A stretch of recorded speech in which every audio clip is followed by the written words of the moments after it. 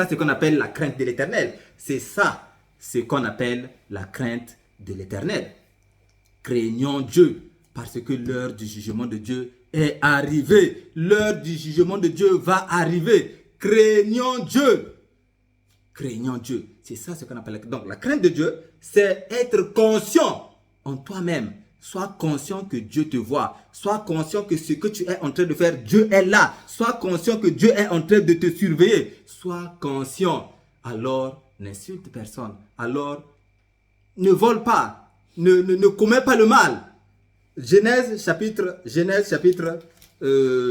39. Genèse chapitre 39. Rapidement. Genèse chapitre 39.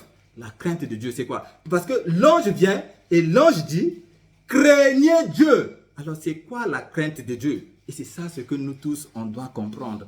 Qu'est-ce qu'on appelle la crainte de Dieu? Genèse chapitre 39 de 1 jusqu'à 7. Genèse chapitre 39 de 1 jusqu'à 7.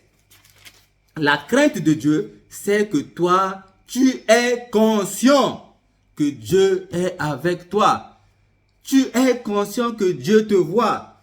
Genèse chapitre 39 de 1 peut-être, on peut peut-être lire jusqu'à 9, jusqu'à 8. La Bible dit, quand à Joseph, on l'avait fait descendre en Égypte, et Potiphar, l'officier du Pharaon, qui était chef des gardes, un Égyptien l'avait acheté aux Ismaélites, qui l'avait fait descendre en Égypte. L'Éternel fut avec Joseph. Ça veut dire que l'Éternel était là en train de surveiller Joseph.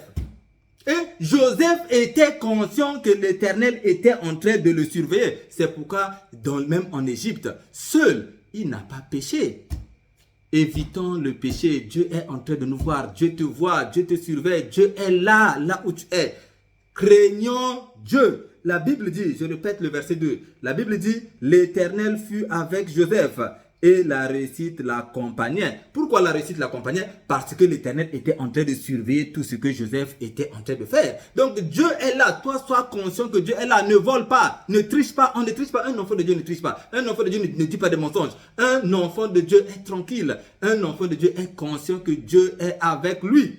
La Bible dit, je continue, il habitait dans la maison de son maître, l'Égyptien.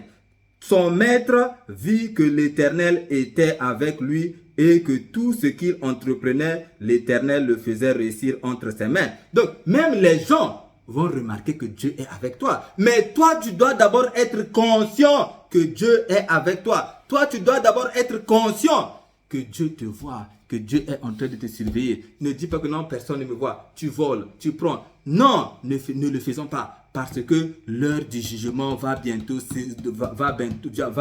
sonner.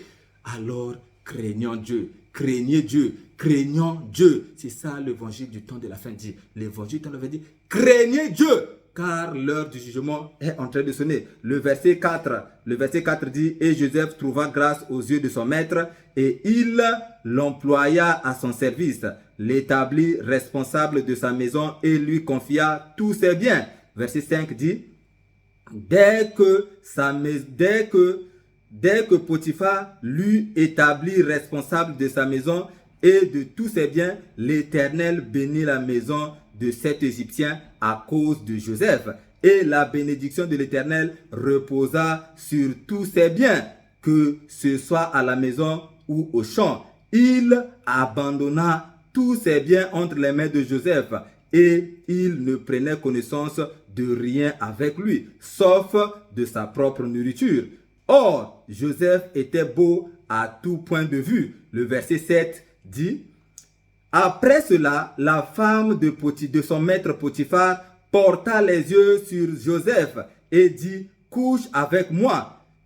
La Bible dit au verset 8, il refusa et lui dit, non, mon maître ne prend connaissance de rien avec moi dans la maison. Il m'a confié tous ses biens. Le verset 9, personne n'est plus grand que moi dans cette maison. Et il ne m'a rien interdit, sauf toi, parce que tu es sa femme. Comment pourrais-je commettre un si grand mal et pécher contre Dieu. Alors, si Joseph tombait dans ce péché, personne ne l'aurait su, personne ne l'aurait vu. Mais lui, il était conscient que Dieu était en train de le surveiller. Soyons conscients que Dieu est avec nous. Sois conscient que Dieu est là où tu es. C'est ça ce qu'on appelle la crainte de Dieu. C'est pourquoi quand nous on a dit que dans cette année, chacun de nous doit marcher avec Dieu. Marchons avec Dieu. Marchons devant Dieu. C'est ça ce qu'on appelle la crainte de l'Éternel. Donc toi, à partir d'aujourd'hui, sois conscient que Dieu est en train de te surveiller. Sois conscient que tu es en train de marcher devant Dieu. C'est ça ce qu'on appelle la crainte de Dieu. Ça veut dire que cette conscience qui t'anime tous les jours de la vie, ça veut dire que tu sais que Dieu est là où tu es. Tu sais que Dieu est en train de surveiller. Mais la prière que nous répétons, l'Éternel est mon berger. L'Éternel est ton berger parce que le berger est toujours présent.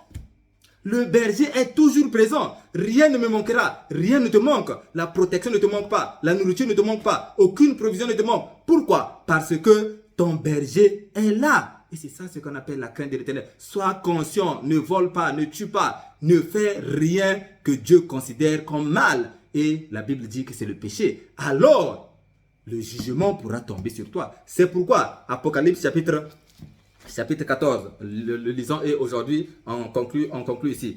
Après, demain, on verra ce qu'on appelle maintenant donner gloire à Dieu. Aujourd'hui, on se concentre sur craindre Dieu. Et je pense que ça a été clair. Craindre Dieu, c'est être conscient que Dieu est là où tu es. Être conscient que Dieu est en train de me surveiller. Être conscient que Dieu est en train de voir ce que tu es en train de faire. Être conscient que rien n'est caché devant Dieu parce que tu es en train de marcher devant Dieu.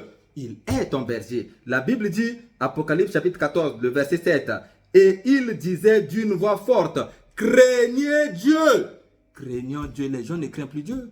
Les gens ne craignent plus Dieu. Pourquoi? Parce qu'ils pensent que Dieu ne voit pas, parce qu'ils pensent que Dieu n'est pas là, parce qu'ils ne sont pas conscients que Dieu est en train de surveiller leurs actes. Dieu surveille nos actes. Dieu est là avec nous. Dieu est en train de nous voir. Alors, soyons conscients de ce que nous sommes en train de faire. Soyons conscients que Dieu nous voit, que Dieu a les yeux et il voit.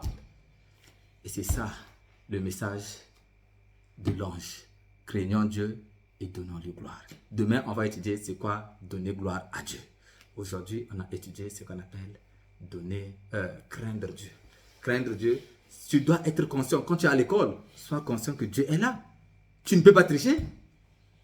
Quand tu es en train de rendre un témoignage de quelqu'un, ne dis pas de mensonge. Ne calomnie personne.